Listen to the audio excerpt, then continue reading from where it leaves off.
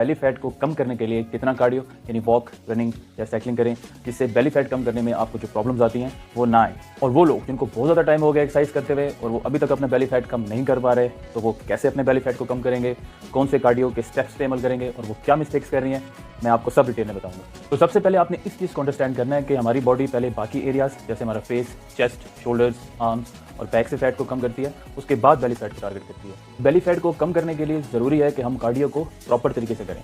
जब हम कार्डियो को प्रॉपर तरीके से नहीं करते तो क्या होता है कि हमारा वेट स्टक हो जाता है। जब वेट स्टक हो जाता है तो उसके बाद बॉडी भी जो है वो बेली फैट को कम नहीं कर सकती, यानी जिसको हम कहते हैं कि बॉडी ने प्लेटो हिट कर लिया है, यानी मजीद अब आपका वेट लॉस नहीं हो रहा।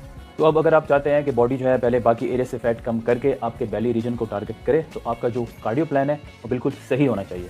तो ये कार्डियो प्लान आपने कैसे करना है, तो सबसे पहले हम उन प्रॉब्लम्स को डिस्कस करते हैं जो कार्डियो और फैट लॉस में हमें आते हैं। सबसे पहली प्रॉब्लम जो हम फेस करते हैं कार्डियो करते हुए फैट लॉस में वो ये कि जैसे जैसे हम अपना वेट कम करते जाते हैं और हम अपने फिटनेस लेवल को अचीव करते जाते हैं कुछ हफ्तों और महीनों की डाइट से, तो हमारी बॉडी जो है वो कंपनसेट करना शुरू कर देती है। यानी जितनी कैलोरीज हम पहले बर्न कर रहे थे स्टार्ट में, तो अब उतनी कैलोरीज बर्न नहीं होंगी और अब आप वेट भी पहले से कम कैरी करते हैं, जिसकी वजह से बॉडी कैलोरीज कम बर्न करती है।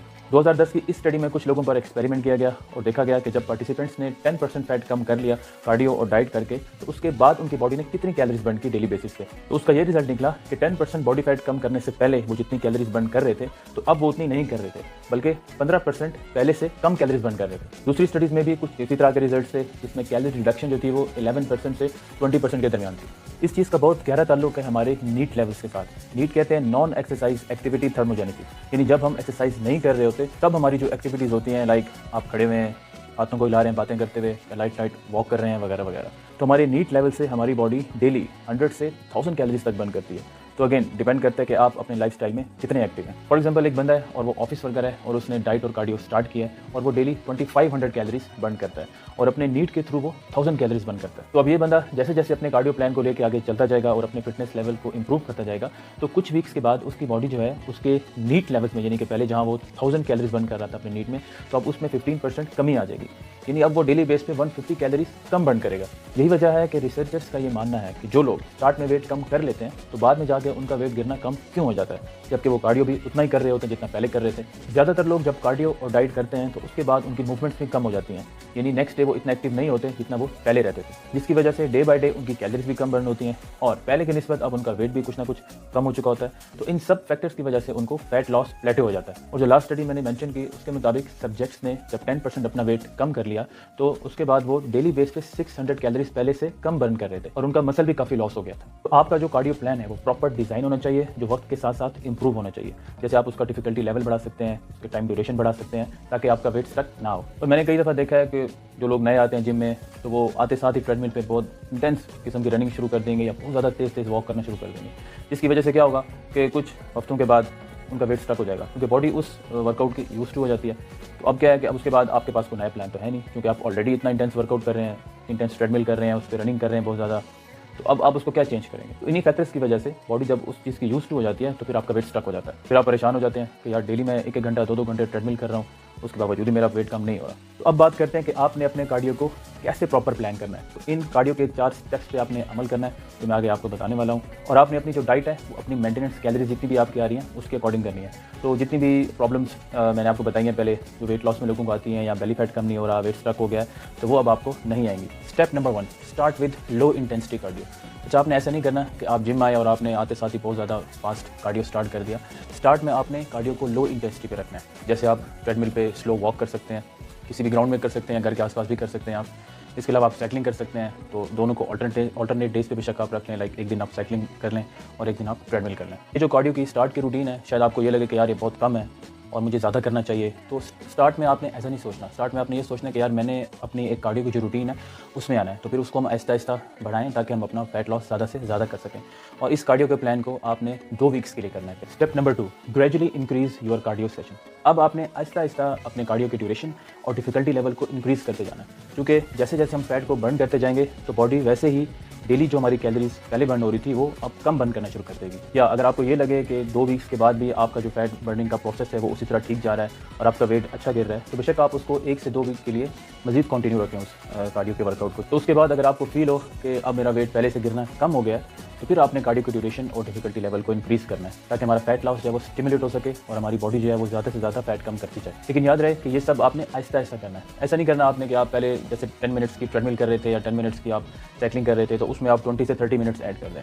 नहीं, आपने जस्ट 5 to 10 मिनट्स उसमें ऐड करना है और डिफिकल्टी लेवल को भी आपने ऐसे स्लाइड सा इंक्रीज़ करना है। Number 3, try to keep your diet and other variables constant. अब आपने इस बात का ख्याल करना है कि कार्डियो करने के बाद आपने अपनी डाइट बिल्कुल भी ख़राब नहीं करनी, क्योंकि जैसे जैसे आप लीन होते जाएंगे तो आपकी भूख भी बढ़ती जाएगी और हो सकता है कि आप कार्डियो करने के बाद लेजी भी फील करें। And according to this research, जैसे जैसे आप कार्डियो के लेवल को इंक्रीज़ करते जाएंगे तो एक ऐसा पॉइंट आएगा जब आप कार्डियो सेशंस में बहुत ज़्यादा कैलोरीज भी बर्न कर रहे होंगे, उसके बावजूद आपका वेट कम नहीं होगा। तो बॉडी क्या करेगी अपने आप को कंपनसेट करने के लिए, एक तो आपको कार्डियो सेशंस के बाद जो आपकी डेली की रूटीन है उसमें आपको लेजी कर देगी और दूसरा आपकी जो एनर्जी लेवल है उसको भी डाउन कर देगी ताकि आप ज़्यादा मूव ना करें और आपकी कैलोरीज कम से कम बर्न हो।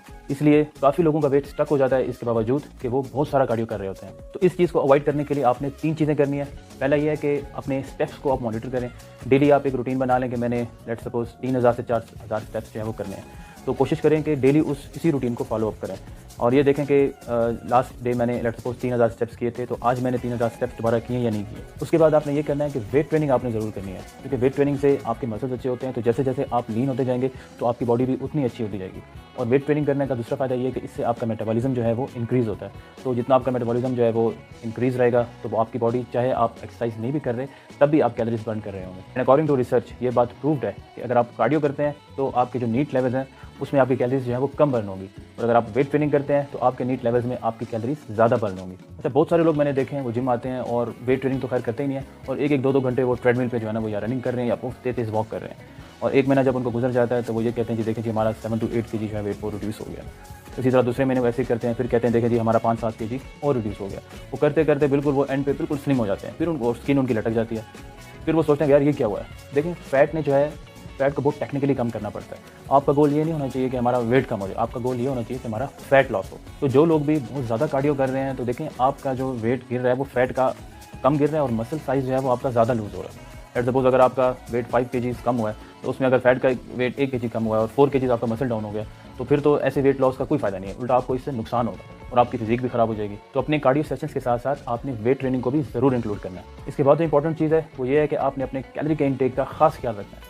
लाइक आप जिस तरह कैलोरी डेफिसिट पे आ रहे हैं स्टार्ट से, तो आपने अपने कैलोरी डेफिसिट को वैसे ही रखना है। जैसे जैसे आपका वेट कम हो रहा है तो डेफिनेटली आपकी जो मेंटेनेंस कैलोरीज हैं वो भी डिफरेंट आएंगी।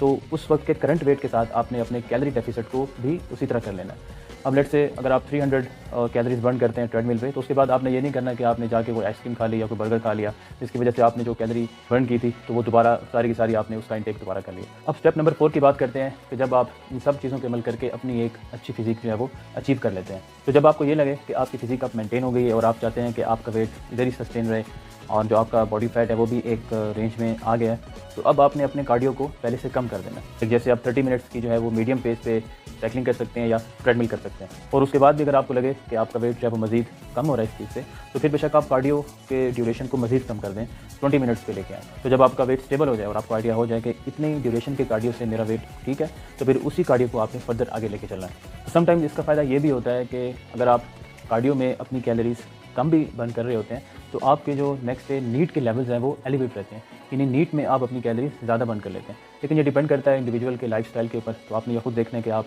अपनी डेली रूटीन में कितने एक्टिव हैं, तो उसके अकॉर्डिंग आपने जो है ना इस चीज़ को लेके चलना है। तो होपफुली आज की वीडियो से आपको काफ़ी फ़ायदा होगा। तो जो लोग अपने वेट से परेशान हैं या काफ़ी टाइम हो गया उनको एक्सरसाइज करते हुए और उनका बेली फैट कम नहीं हो रहा, तो इन स्टेप्स पे अमल करके आपको इंशाल्लाह ज़रूर फ़ायदा होगा। तो वीडियो से रिलेटेड कोई भी अगर आपको क्वेश्चन है तो कमेंट्स में आप मुझसे ज़रूर पूछ सकते हैं। So I will see you guys in the next video.